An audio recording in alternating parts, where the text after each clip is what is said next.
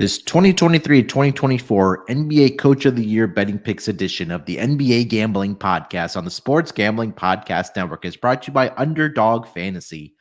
Underdog has just added Pick'em Scorchers where you can win up to 100 times your money. That's right, turn $5 into $500 in one game. Plus, every Sunday, they're giving away $100,000. Use promo code SGPN at Underdog Fantasy for a 100% deposit bonus of up to $500. Finally, we're brought to you by Hall of Fame Bets, the sports betting research platform for parlays, player props, and game lines. Download the Hall of Fame Bets app or visit hofbets.com and use promo code SGPN to get 50% off your first month and start making smarter bets today. Welcome, everyone, to the NBA Gambling Podcast, part of the Sports Gambling Podcast Network. It is Tuesday, October the 10th, currently 12:35 on the East Coast.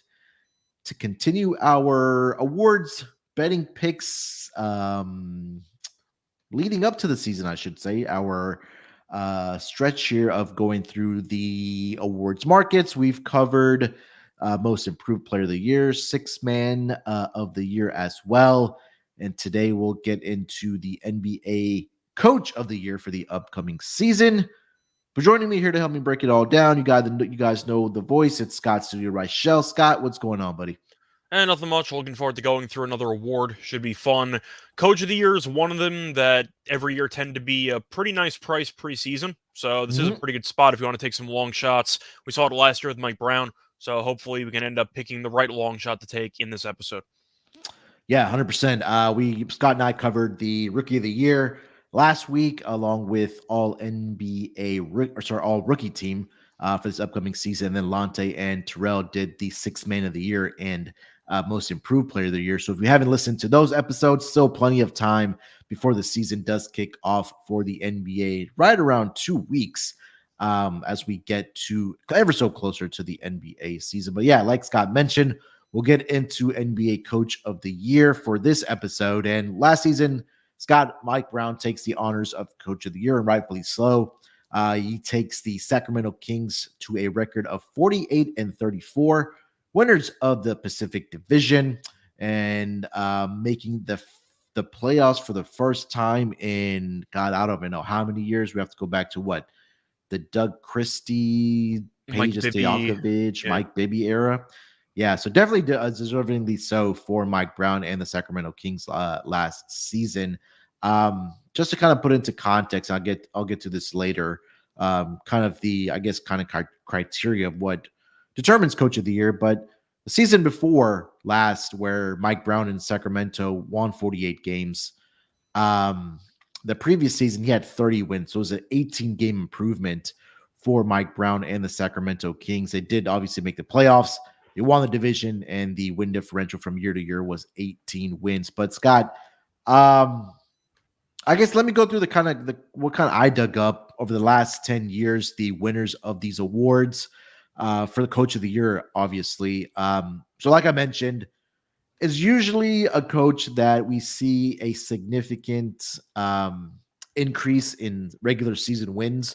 Like I mentioned last year, Mike Brown took the Kings from a 30-win season to a 48-win season. And obviously, the thing that jumps off the page when you look at all the coaches that won the award over the last 10 years, and I didn't go back further than 10 years, but obviously, number one criteria, you got to make the playoffs. So if you want to start scratching off teams that you don't think are going to make the playoffs, it's one of the main criterias. And also, 8 out of the last 10 winners of this award here, Scott, have won the division. The only two coaches that didn't would go back to the 2021 season, where Tom Thibodeau took the Knicks from 21 wins to 41 wins, a 20-win improvement. They didn't win the division, but they did make the playoffs. And then you have to go all the way back to the 2017 season for the Houston Rockets. In fact, Mike D'Antoni took a 41 win season from the previous season to a 55-win season, a 14 game improvement for the Rockets. They did make the playoffs, but fell short of the division to the San Antonio Spurs. So It's usually in the neighborhood of anywhere from double-digit win improvement from year over year, and obviously making the playoffs. And I think it's bonus points as well if you do win the division here, Scott. So that's kind of the parameters of what I've kind of dug up for the past 10 winners of this award. Well, that makes it interesting because I feel like you can call this the most improved team award Yeah. because it really just comes down to if your team's going to be a lot better in the following year after missing the playoffs the year prior. That's how I went about it. So I did try to find some long shots for teams that were out of the playoff picture last year that you think are going to make a certain leap. Some of the picks I might give out might sound like extreme long shots that have no chance of cashing. But once Mhm. again, I do think the price itself has some merit if you do think there is a world, maybe in a weak division, for example, where one team can pull off a Cinderella run in order to win the division or even make the playoffs. So I am going to be picking a decent amount of teams or coaches of teams that missed the playoffs last year because I do Okay. feel like the odds of them winning the award are a lot higher than the odds of other coaches winning the award. If you want to cross some names off right now, we can, because there's a couple of coaches that have no chance of winning. Yeah, so I guess we can work our way from the longer shots that we don't think are going to win, and then we'll get to the cream at the top, the ones that are the favorites. So I think number one, we cross off Chauncey Billups off the list at 55-1. Yep. They're going to be terrible. Yeah. Billy Donovan at 50-1 with the Bulls. I think he's getting fired midseason, but we'll Yeah. see what happens. And then we have Wes Unseld Jr. at 60-1 for the Orlando Magic. That one maybe. That's for the Wizards, I thought. I'm sorry, the Wizards. Yeah, I'm sorry. Yeah, you're right. The Wizards. I think I would cross them off the list as well. They blew up the roster. We're Yeah. going to see how Poole and everybody look, but they're probably going to win mid-20s. So I don't, or maybe high 20s. So no, they're not. He's not going to win it. Will Hardy last season was creeping up as one of the favorites just because of the start that the Utah Jazz got off to last season, but he is currently 45-1. I don't Thoughts think on so. that? Yeah. Okay. Utah, I don't think is going to make the playoffs, so I'm out. Darko Rajkovic. I'm probably butchering that name at 45-1. I actually have him on my list. Okay. I think it's a pretty good spot. If you want to make an argument for Toronto to be a team that can surprise some, they had a down year last year. The roster still has talent. Now, they lost Van Vliet. They picked up Schroeder. I've never been a Van Vliet guy, so I don't really mind losing him. Now, the argument is Toronto might not be good enough to actually get a high seed, but if Toronto gets a 6 seed, we know Philly right now has having some issues with Harden and that distraction itself. Boston's going to win that division, but the Nets aren't supposed to be that good. The Knicks might be fine, but I think when you're looking at the Raptors winning 41 games, it might be a spot where he could actually win the award despite a minimal win increase because they missed the playoffs last year. If they end up going from the play-in and losing in the first play-in game to the 6 seed, I think he's in consideration, isn't he? Yeah, I think so. I mean, this Toronto team, they definitely have the potential of winning 50 games. I mean, even without Fred VanVleet and some of the roster everything goes moves. right, maybe. I think their ceiling's more along the lines of like 45, 46, but Sure. still. Yeah. And I think that last season, I think the improvement that needs to be made for the Toronto Raptors, well, especially has been not only on the road, but within the division as well, because last season, 14-27 on the road, 4-12 within the division there. So, and they still ended up with a 41-41 record. So, yeah, I can't argue against that, especially at a price of 45-1 right now. Currently, I see over on DraftKings. Again, definitely shop around, get the best number at 45-1 for the Raptors head coach. Next couple of names on the list here at 40-1 here, Scott. So we got Monty Williams of the Pistons at 40-1. I'm going to go ahead and cross him off my list because he just won it with the Suns in 2022, 2 seasons ago. I guess you can keep reading off the names and I'll let you know if I have any of them. Okay. And then Steve Clifford, 40-1, Hornets, and then Ime Udoka at 40-1. So those all right. are So you want to make a case for your team? I think for this Rockets team, I don't know what the ceiling is for this team. Obviously, they come in with a win total of what I think was 31.5 for this team, if I'm not mistaken. Last season, obviously, one of the worst teams, if not the worst team in the entire association at 22-60, right? They were down there with the Spurs, tied at having the worst record. It Can is I see it? 31.5, by the way. Yeah.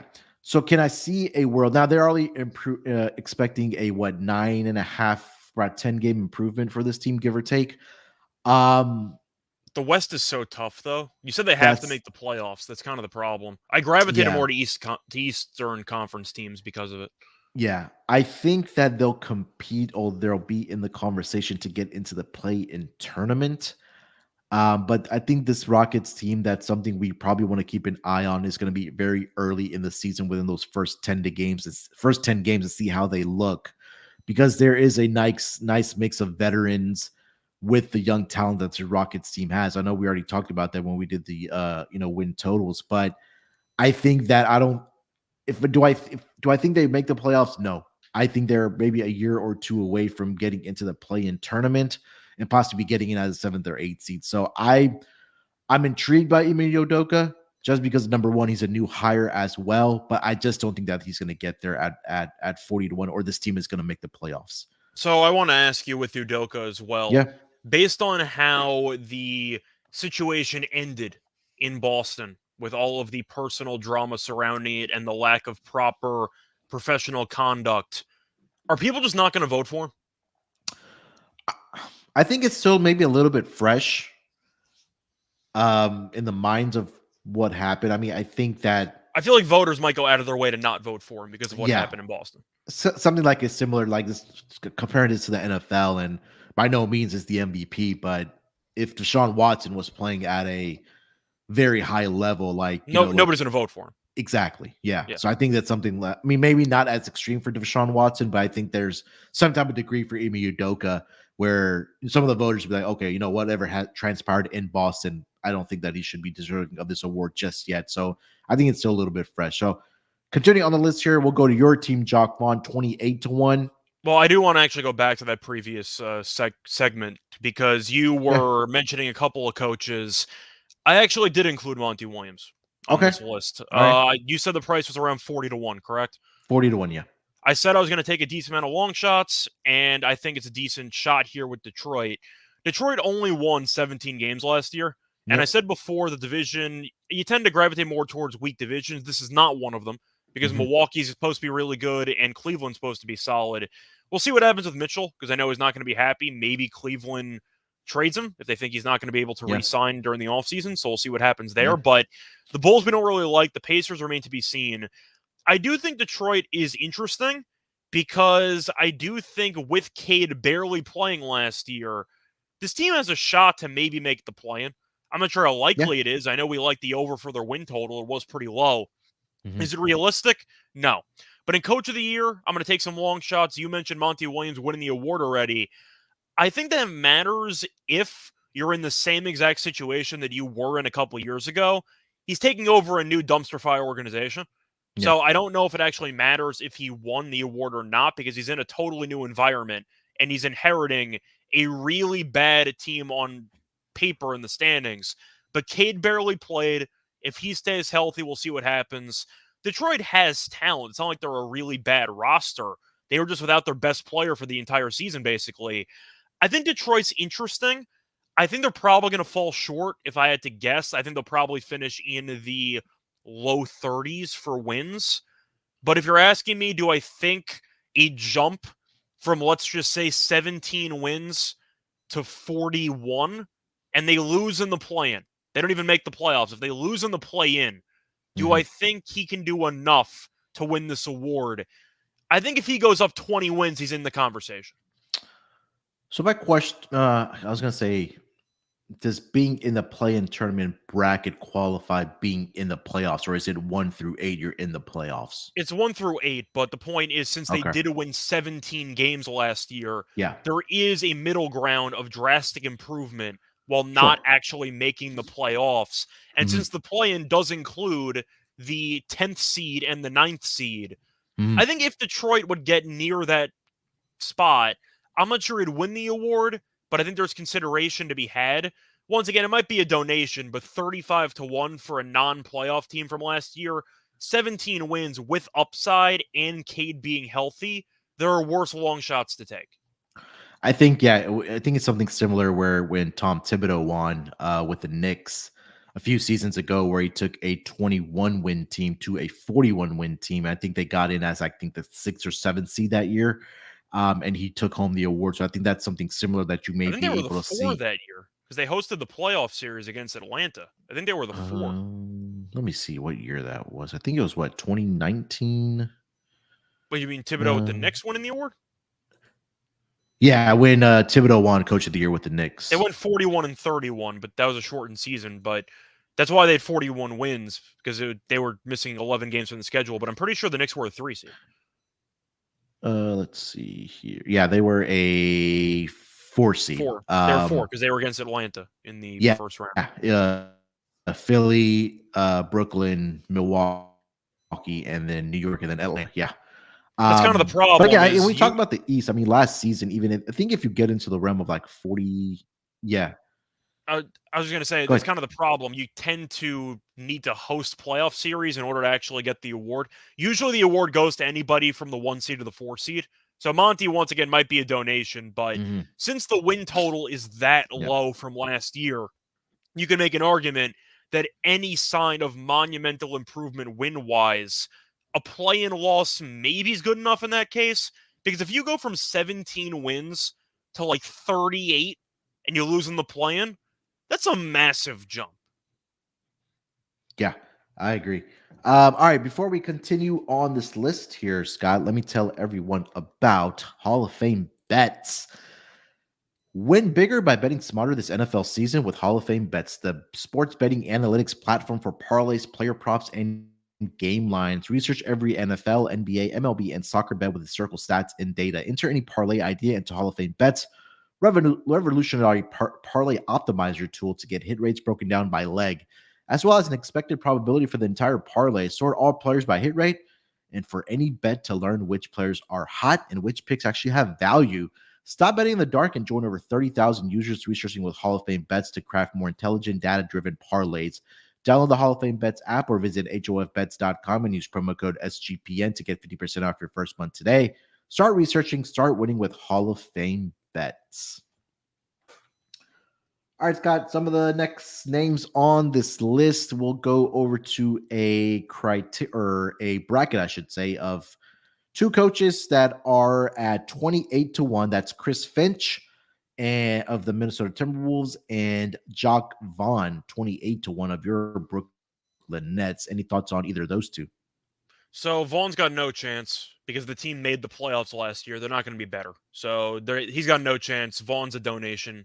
No way I'm betting on him. Finch is interesting because they made the playoffs last year, which actually works against them in this case. Having said that, I do wonder if they would jump from, let's just say, the 8 or 9 seed all the way to, or were they the 7 last year? I'm trying to remember where they were. Let me see. I'll pull it up here because They were laptop's against the lagging here a Lakers little bit. in LA, so I think they were the 8 seed, if I'm not mistaken. I think they were Yeah, the because 8. they were, yeah. Okay, Yeah, so...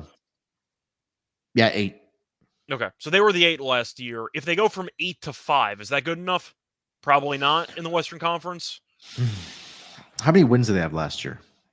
So last year, the Timberwolves won 42 games. They went 42-40. See, I think in the West, like if they get 50 plus wins, you would think they win the division, don't you? Well, 50 plus wins means they're probably going to be a top 4 seed. So yes, I'd assume they win the Yeah, division. If they win the division, they're getting because this. But I'm not picking them to win the yeah, division. I do have Chris Finch on my list just because we look at last year, number one, with Cat missing so much time and them trying to figure out how they're going to play with Cat and Rudy Gobert on the floor at the same time. Like they didn't have enough actual time on the court because of the injury to Karl Anthony Towns. And now you had a full off season for Coach Finch to figure that out. We also think that Anthony Edwards takes a step forward. You brought in Mike Conley. I know that he is at the twilight years of his career, but I think that's a point guard in that system that will definitely benefit of helping run the offense for the Minnesota Timberwolves. So I think we were in agreement that Denver does take a step back. I think Minnesota is intriguing for me for them to get 50 plus wins and I mean, we've seen crazier things happen about them winning this division. So I do like Chris Finch at 28-1. That was one of the names that I did have on my list. I think he was one of my honorable mentions where I didn't end up going to the window with him, but he was on the final cut list. I think he ended up getting cut at the second cut. But I think the problem I also ran into with Finch, not just the fact they made the playoffs last year, which might work against him. Does it work against him how much money they're paying the overall roster? I don't think so. I mean, Because take a there's a look at lot of talent on paper on that team. So I know Cat barely played last year. Gobert might not be the player he used to be, but he's getting paid a bunch of money. Edwards is viewed as being a future superstar. There's a lot of money and a lot of talent on that team. So I do wonder if they're going to look at Finch as being a good coach, or if they're just going to say, well, he has talent on his team. He just did what he was supposed to do. I don't know. yeah. All right. Yeah, I think if this team gets off to a another kind of going back to what we talked about the Rockets, they get off to a good start. I think Minnesota definitely obviously is going to make the playoffs just because the talent is there on the roster. Mm. This might be a good bet to make before the season starts with Chris Finch at 28-1. But I think I'm higher on Minnesota this year than I was last year. Just because it gives them, like I mentioned, the offseason to figure things out offensively. And again, the health was an issue with this team last year as well. So yeah, Chris Finch, I'm definitely putting some dollars on for sure. Next bracket here, Scott, we have 5 coaches that are sitting at 25-1. And I'll quickly rattle off the names and if you have any of these guys on your list. So Thibodeau, 25-1, Willie Green, 25-1, Jamal Mosley, 25-1, Mike Brown, 25-1, and Rick Carlisle at 25-1. I think we crossed Mike Brown off the list there for sure. And you have those other 4 that intrigue you. So Mike Brown should be like 100-1. Because there's no way in hell he's winning back-to-back Coach of the Year awards. Right. I'm not sure this ever happened before. I I don't don't think think so. a coach has won back-to-back Coach of the Year awards. I could be wrong, but I don't think that's ever happened, even dating back to... I'll look it up. I mean, dating back to 1962 when the award started, I don't believe a coach has ever won back-to-back Coach of the Years. So he should be like 100-1. For the sake of that bracket or that tier list, I am actually going to go with Mosley at 25-1. I think that he's got value there. I think that Orlando's a team that's intriguing. I might have been a bit lower on them when we did our overall division breakdown, but the argument is obviously there. Orlando is a team that is quite intriguing as a young roster that can blossom together. Their win totals at 36.5. We know Banchero's really good. We know Wagner's been really good. They do have a logjam at the point guard position, which could be a problem, or I should say the guard position in general. But you're looking at Orlando, they did win 34 games. And if my argument for Detroit was going to be if they can make it interesting and maybe be a fringe playoff team, or maybe they can find a groove and maybe shock some people, if Orlando won 44 games, I would not be shocked. Like, I think that there's talent on this roster, and I do think that this team showed a lot of great signs post All-Star break last year. They missed the playoffs because they started the year horribly. They were really good in the last couple months. I like Mosley a lot at 25-1. I think he has value. I'll go with him. Yeah, and I think we also did like the over on their win total for this upcoming season for this Orlando Magic team. And again, talent is definitely there on this team. And again, when we talk about the East, it's top heavy when we talk about teams like Boston and Milwaukee. But after that, when you kind of get into that range of like the 4 seed to like the 6 to 7, 8 seed, like I think 44 wins definitely gets it done for you to be a 5 or 6 seed and avoid that play-in tournament bracket. So yeah, I don't hate this one as well. Yeah, I'm with you on this here as well. Any other names in this 25-1 bracket? I'm trying to remember the other names you said. You said Mike Brown. We tossed that in the garbage. Thibodeau, I have no interest in. Willie Green for the Pelicans. I tried Willie Green last year, man. I don't think I have the strength to do it we're on again. the same boat. I don't have the strength to do it again, but it comes down to if Zion's healthy. That's really it. Yeah. Because the Pelicans check every box every year for a Coach of the Year candidate because they miss the playoffs, and you look at the team and you go, if they're healthy, they could win 48 games. But they're never healthy, and it's a pain in the ass. So I'm not going to bother with Willie Green because I don't trust Zion to stay healthy. If I knew Zion was playing a minimum of 65 games, I would slam the Willie Green line because I think there's value. I can't do it. I've been burned by them already. I can't do it again. Yeah, we also take a look at the division. It's a little more wide open than I guess we can assume, because we know at least the Rockets and the Spurs more than likely are not going to win the division. And Memphis is Dallas, going to take a step back. yeah, defensively, Dallas is not going to be very good when you have Luka and Kyrie as your backcourt, and then it's Memphis, who's going to be missing Ja for what, a couple of months there. Well, the And suspension then was shorter than we thought, but he's still going to be missing some time. yeah, and then the Pelicans are right there, if again assuming health. Did you go back to it? I couldn't do it after last year, but if you do, I'm not Yeah. going to argue with you. Yeah, I think this might be one of the one where it's probably a lower unit bet, but with the It's a good Pelicans, spot. yeah, it feels like it's like something similar to Minnesota, right? Like last season, Cat was injured for a lot of the season.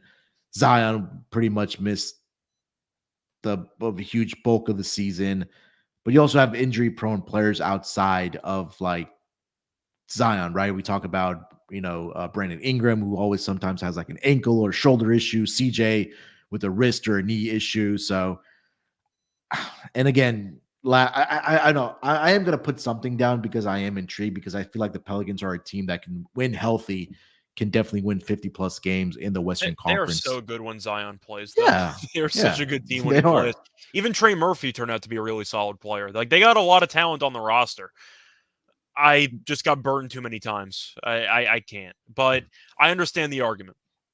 Does Rick Carlisle tickle you at all?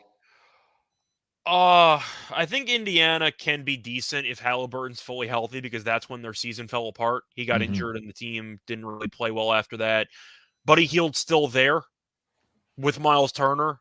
I don't think either of them should still be there, but they are.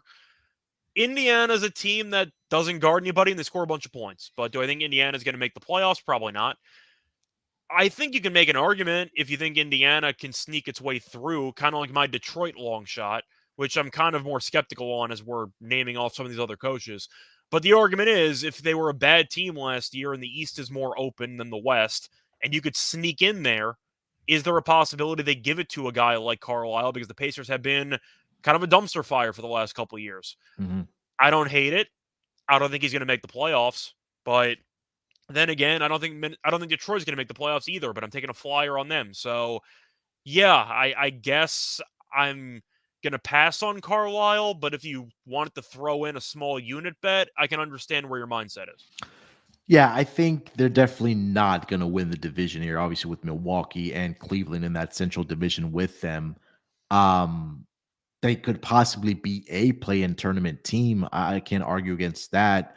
But again, it's the fact that they still won 35 games last year, and I think they would have to have an improvement of at least 10 games at 45, which probably gets you into that range of that 4, 5, 6 seed in the Eastern Conference. So that one was on my list, or like you mentioned, an honorable mention, but I just couldn't get there with Coach Carlisle there.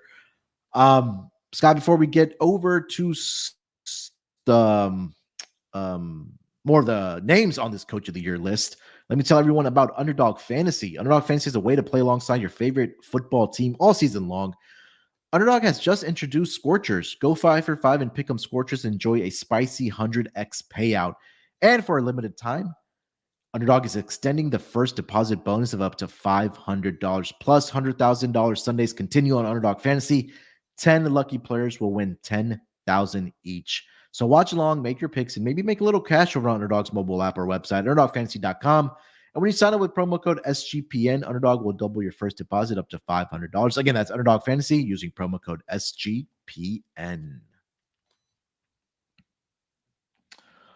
All right. So we went through the names there on the 25-1 bracket. Let's get 3 names here at 22-1 here, Scott. So we have Ty Lue 22-1, Steve Kerr 22-1, and Darvin Ham 22-1. Western Conference coaches here with the Warriors, the Clippers, and the Lakers. Okay, so even though the Lakers were a 7 seed, they better not give this award to Darvin Ham. Like that would be an insane award to give him with the roster they have. You can make an argument going into the year that they're one of the title favorites. So he should not win this Yeah, award by any means. Steve Kerr's interesting. If you do think that this team can, in theory, get the 1 seed, I don't think they're going to. So I'm not interested in Steve Kerr either. And the last name you said was Ty Lue. No chance they bench all their starters all the time. So no chance. no, I'm not interested in any of those guys. Yeah, and they're all in the same division there as well. When we talk about those 3 Pacific Division teams, I didn't. I think that if any of these teams or players end up as the number 1 seed, I think you would more than likely have an MVP coming out of those teams rather than a Coach of the Year. Yeah, I think that the only one that has an argument out of those 3 would, in theory, be Darvin Ham because they were the 7 seed last year. Yeah, But I don't really care.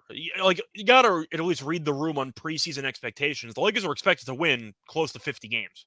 right. So with those expectations, I don't know if that's coaching. You just have a really good roster on paper. Yeah, and I think that if they end up as a number 1 seed, well, let's say 53 wins, 50. They made the which Western was, Conference Finals last year. Like, it's not even a sign of improvement. That just means your right. team is going to continue what it did from the second half of last year.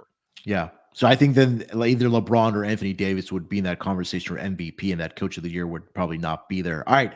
So let's get over to the next bracket here. We have, let's see. So those are 22 to 1s. 2 coaches at around 18 and 19 to 1. Quinn Snyder of the Atlanta Hawks, and then Jason Kidd 19 to 1. I crossed Jason Kidd off my list. So I included Kidd on my list solely because I found an offshore book that has him at 35 to 1. Okay. So I just took it solely for the line differential. And the argument is, even though this team's not going to guard anybody, Dallas does check a lot of boxes for a team that would feature a Coach of the Year winner if this team can find a way to make it to like the 6th seed. They missed the playoffs last year. They still have Luka. They still have Kyrie. I still don't trust that backcourt combination.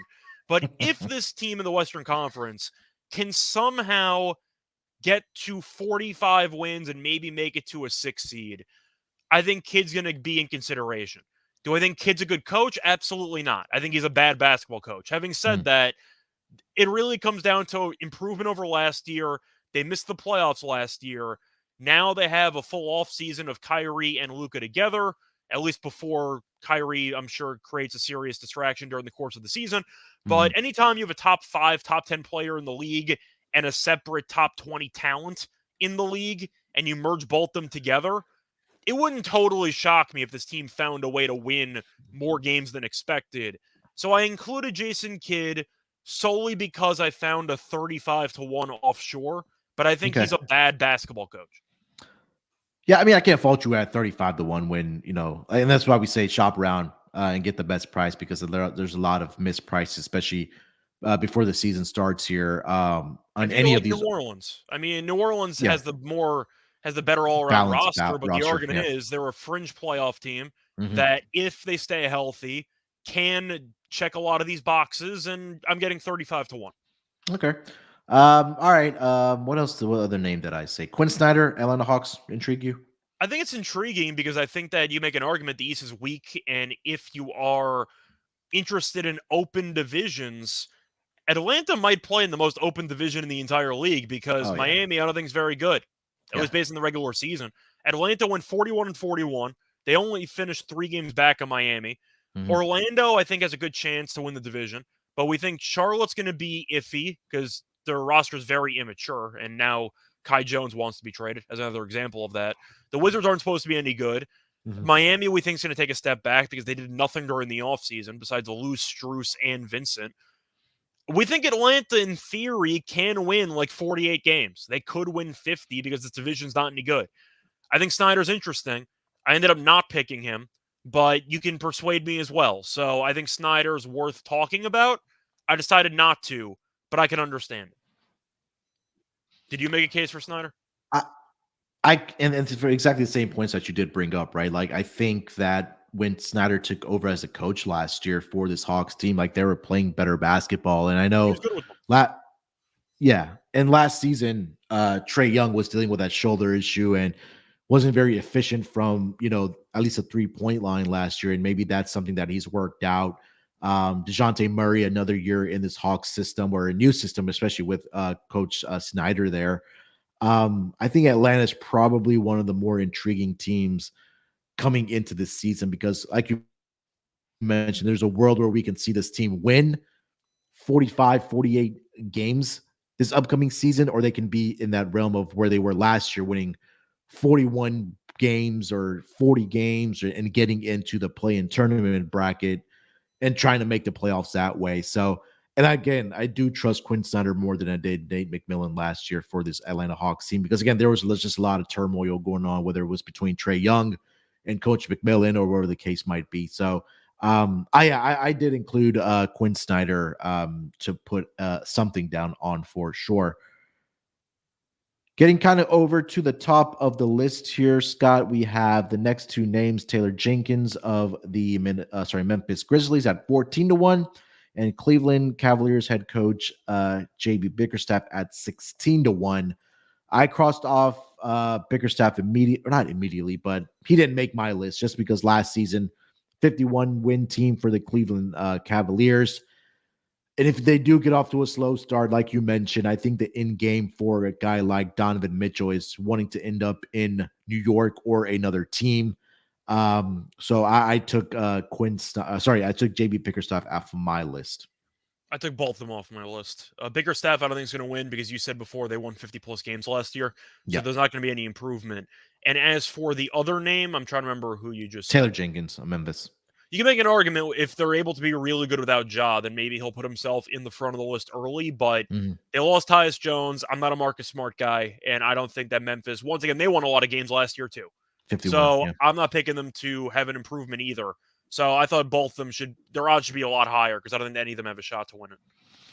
All right, next two names on the list that have odds of greater than 10-1.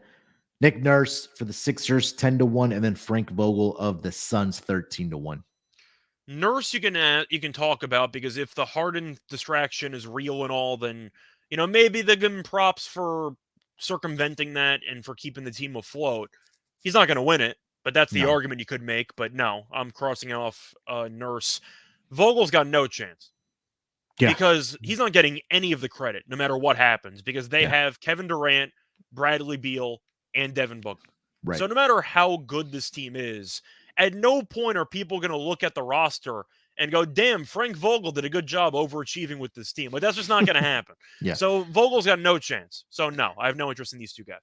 Yes. Suns won 45 games last year, and if we're expecting them to be low 50s, that's only a 6-game improvement, especially with the talent that they do have on the roster. Even if they're like high 50s, they're going to give all the credit to the big three they have on the team. Vogel's not getting any credit for this. Yeah, I think the only award that would go if they won 55 games, they ended up probably executive of the year. Yeah, pretty much.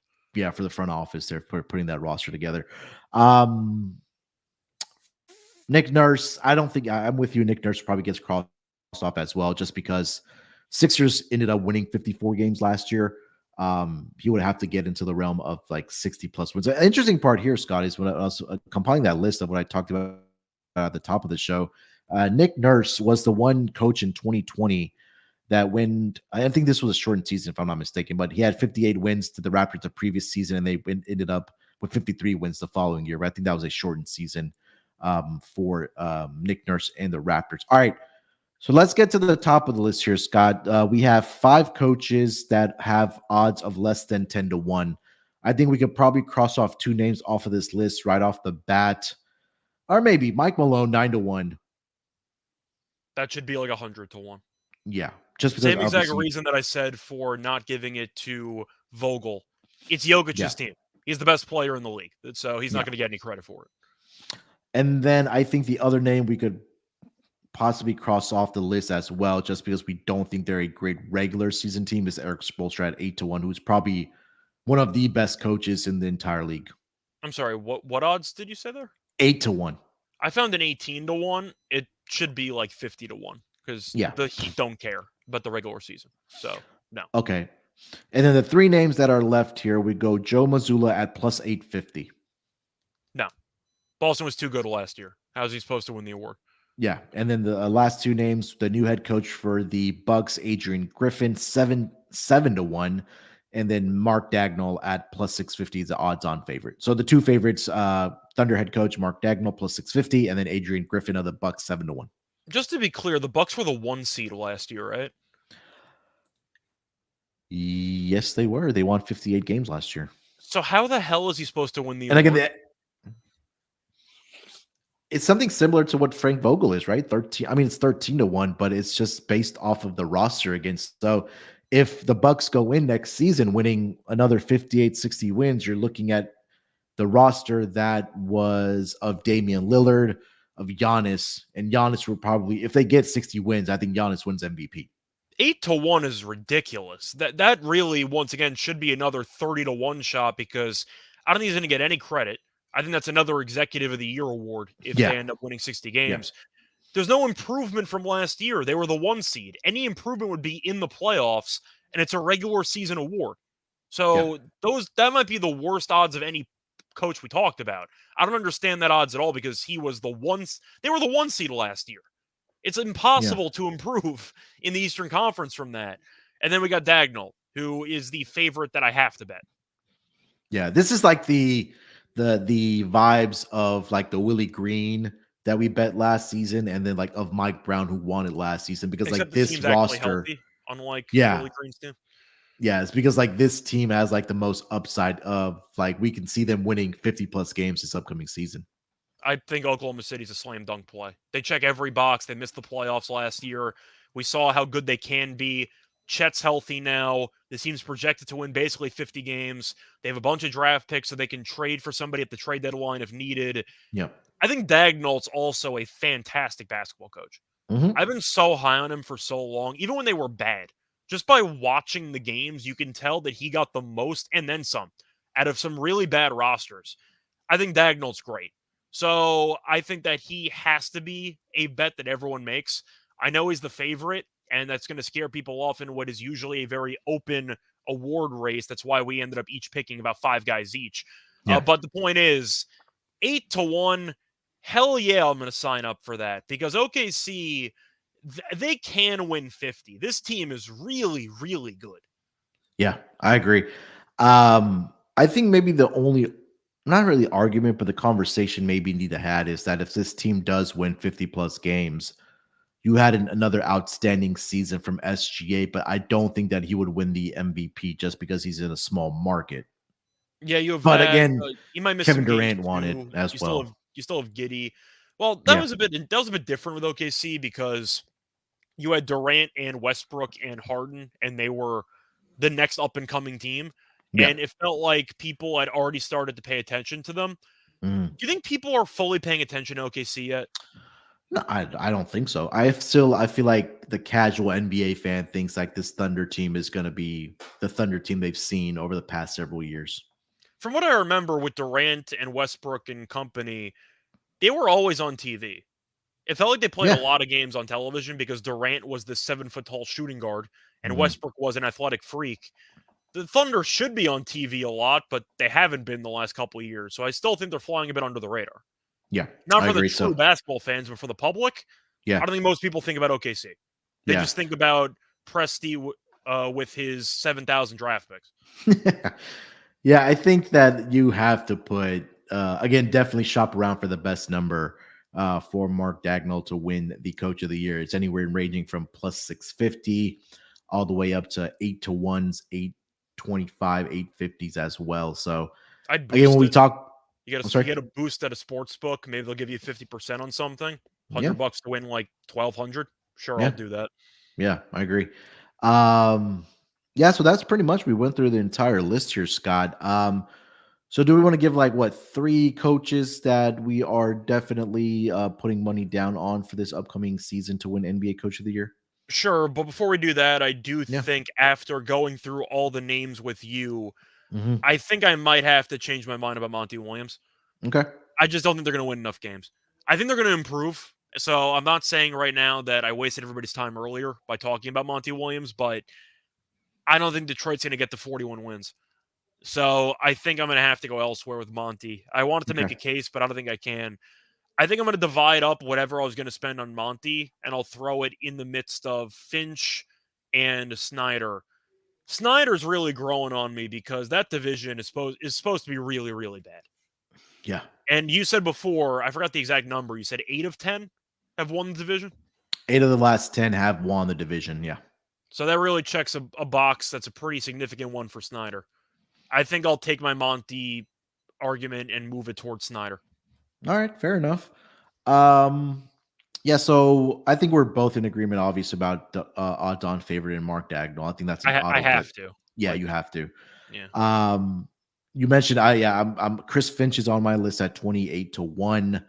And then I think that just because, like we mentioned, with Quinn Snyder and the division being wide open and the potential of this team that can win 50 games after winning 41 last year, and all the turmoil that they had in the locker room and Trey's health and all that stuff, I think that John Collins no longer being there as a distraction. exactly. Now, I think the only downfall might be that they did win or did make the playoffs last season, and they pushed the Boston Celtics to what was it, 6 or 7 games? 6 games for sure last year. Yeah. So, yeah, Dagnall plus 650, Quinn Snyder at 18-1, Chris Finch at 28-1 are the 3 names that I am definitely gonna have some money on. And I'm probably going to end up putting something on Willie Green just because I'll have FOMO if I don't. So I'll give you their 4. All right. I think my argument, though, for the Pelicans against Willie Green would be if they do make the playoffs, Zion's just going to win comeback player of the year, and that's going to be it. Yeah. Which would be my or most argument, improved, right? I don't know if he can be most improved because he's a monster when he plays. So that's why I said comeback player, because he's not improving. He's just actually on the court. But I don't know, but we saw like John Morant win it that year where he went from he still at least bumped his points up like 6 per game. Zion would just have the same numbers just for a larger sample size. But I think for my main 3, I got to go with Dagnall because I think Oklahoma City is going to be really good. I just have to do it. And I do think the other 2 I'm going to mention are actually in the same division, so there's going to be some clash. I got to go Quinn Snyder at 22-1 because winning the division will be massive for him, and I think that's a great price. And my other one's in the same division. Give me Mosley for the Magic, which I think is also a very good price. Yep. Mosley is at around, let me just check offshore quickly. Mosley, so this is where it's interesting because BetMGM has Mosley at 22-1. I forgot what you said he was on DraftKings. You said it was 30-1, I think? Mosley on DraftKings 25-1. Okay, so he's 25-1 on DraftKings. The same offshore book that has Jason Kidd at 35-1 has Mosley as the second favorite at 9-1. Which I find, once again, these odds are all over the place. But the fact that the odds are different are separated by about $16 from 25-1 to $9 to plus 900. I got to take Mosley because once again, we are both so low on Miami. I think Miami might miss the playoffs. It would not shock me if they did, which sounds insane. But when you think about how often these guys get injured and how little Miami cares about the regular season, there's a serious window that's open for a surprise team to win that division. With Miami not doing anything in the offseason, putting all their eggs in the Lillard basket, I do think that Atlanta or Orlando could win this division, which would also involve winning 45-plus games. And I think Mosley at 25-1 is a very good deal for a team with upside, a team that has not made the playoffs in a while, and for a team that was really good in the second half of the season last year. If that carries over, watch out. So I like Mosley at 25-1. Yeah, I can't argue against that. I was just looking at another book here. Their prices are kind of all over the place here as well, at least. I saw 9-1 on Mosley, and I'm like, all right, I mean, it makes sense, but that's kind of crazy. Yeah, a FanDuel has Mosley. I mean, it's not a huge difference at 22-1, but they have Chris Finch. They have FanDuel at 20-1, but DraftKings at 28-1. Okay. And then the biggest differential is Jason Kidd. I mean, Kidd was at 35-1 offshore. I might take a flyer on that one. What did I say? He was at DraftKings 19-1 FanDuel. Yeah. He's at 15-1 on DraftKings. Or sorry, on FanDuel. But yeah, again, this one is important, guys. Times the value offshore by taking Jason Kidd. Yeah, that's just worth it. Yeah, regardless of the fact I think Kidd's a bad coach. On offshore, where do they have Mark Dagnall at? Dagnall's still the favorite at 8-1. 8-1. Yep. Okay. FanDuel has it at plus 750.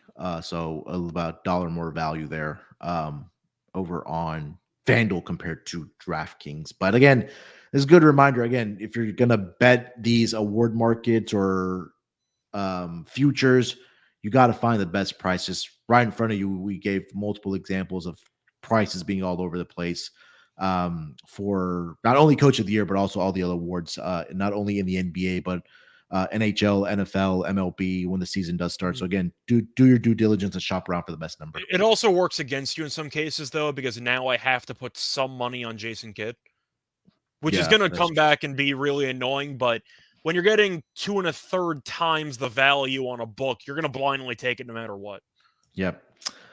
All right, Scott, that is pretty much it for the upcoming season's Coach of the Year award betting market. Anything else you want to mention before we get out of here?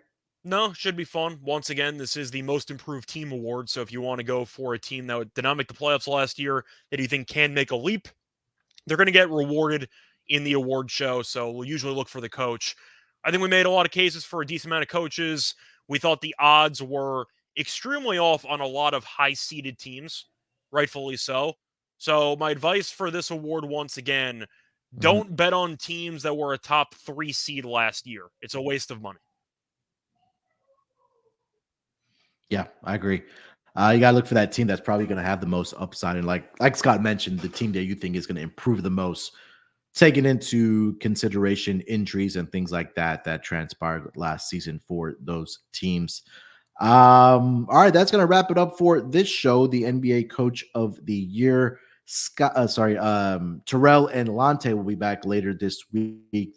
They are doing Defensive Player of the Year and all defensive team for the upcoming season. So look at that as well. Getting ever so closer to the NBA season. So we still have a couple more awards markets to go through, and then we'll come back the week before the NBA season and kind of quickly go through our favorite bets, win totals, divisions, conference odds, and championship odds, and all that good stuff. So tap in with us if you haven't already. And again, if you haven't already subscribed to the NBA Gambling Podcast YouTube channel, go ahead and do so. This is the time to do it before the season starts. Follow us on Twitter at SGPN NBA. Make sure to follow Scott on Twitter at Reichel Radio. And follow me on Twitter at SportsNerd824. Till then, good luck with your bets. Let's break these books off and let it ride.